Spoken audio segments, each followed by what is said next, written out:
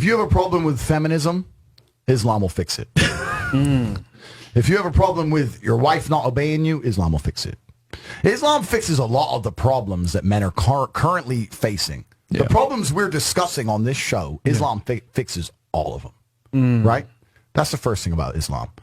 And I'm not a Muslim, right? If I had to choose a religion, I would, because I live in an Orthodox Christian country, I go to the Orthodox Christian church. I donate $20,000 a month to the church in the country I live in. The church in Romania is very powerful, and I like having church friends. So I give them a lot of money, right?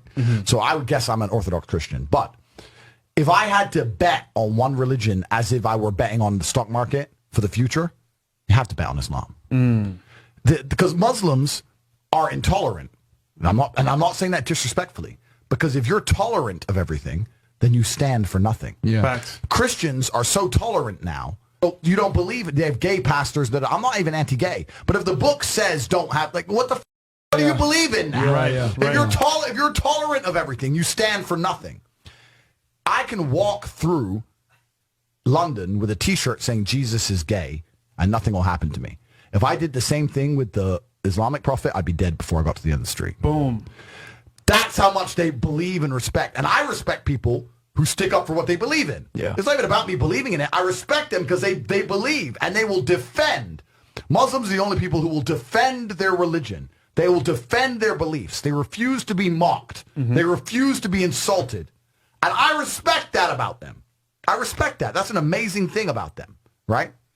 And the third point is, and I've been all around the world, some of the best countries in the world today are the first world Muslim nations. Yeah. Qatar, you can go to Qatar, you can fall asleep with $1 million on your lap in the middle of the street.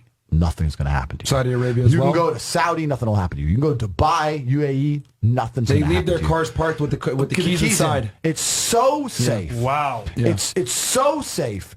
Women, everyone's married. Every woman obeys her husband. Every single woman has 4, 5, 6 kids. Big families. All the things we're talking about, all the problems we have here, right? They've got none of that. None of it. Because of Islam. Islam keeps society in the role where women obey their man. Women have children.